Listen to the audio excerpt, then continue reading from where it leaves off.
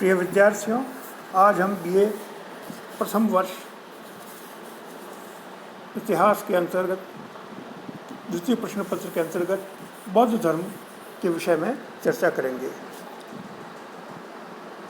6ठी शताब्दी ईसा पूर्व के सामाजिक धार्मिक पुनर्जागरण में जैन धर्म के समानांतर बौद्ध धर्म ने भी अपना महत्वपूर्ण योगदान किया।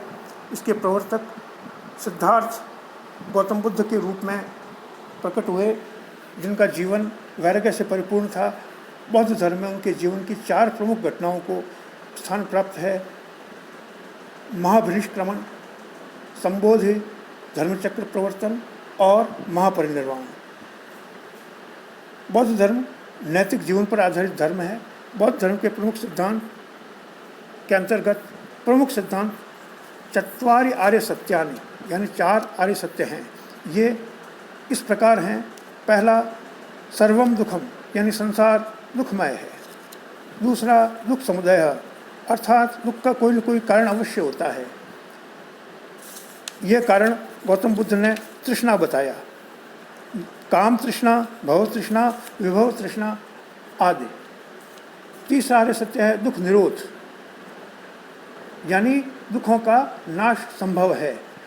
और चौथा आर्य सत्य है दुख निरोध गामिनी प्रतिपद, यानी दुख निरोध का मार्ग है और वो मार्ग अष्टांगिक उपाय है, इसको अष्टांग मार्ग कहते हैं।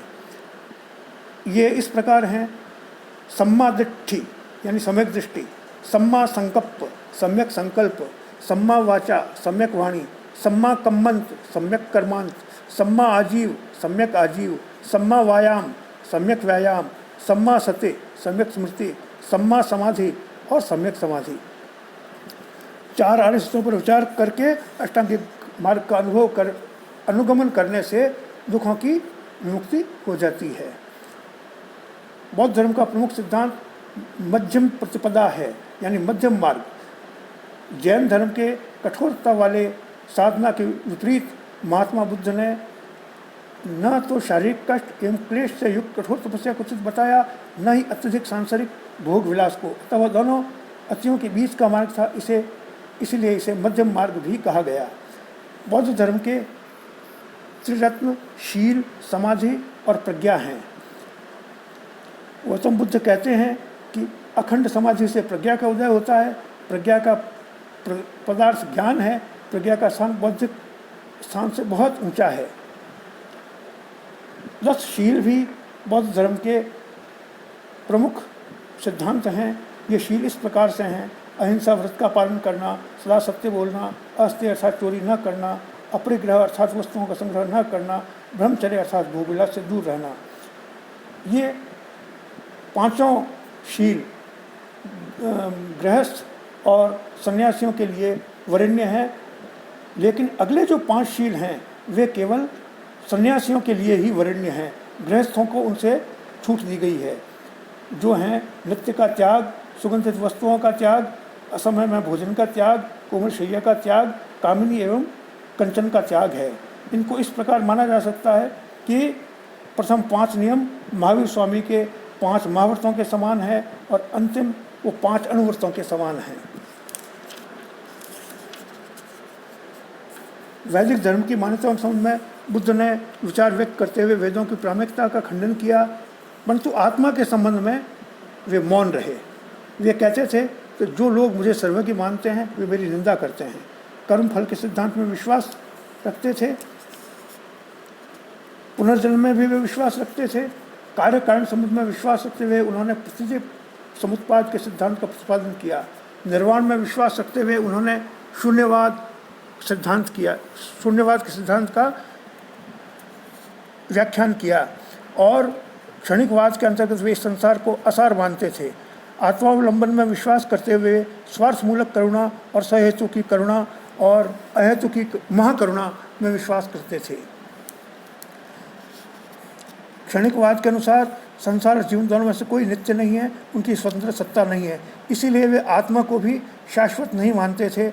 वे कहते थे कि संकल्पों का पुनर्जन्म होता है, लेकिन आत्मा परमात्मा को उन्होंने और पुनर्जन्म को उन्होंने अव्ययकताने की श्रेणी में रख दिया। अव्यक्तानी बौद्ध धर्म का एक प्रमुख सिद्धांत है। इसके अंतर्गत 4 कोटियों में 4 बातें कही गई हैं। प्रत्येक बात की 4 कोटियाँ हैं।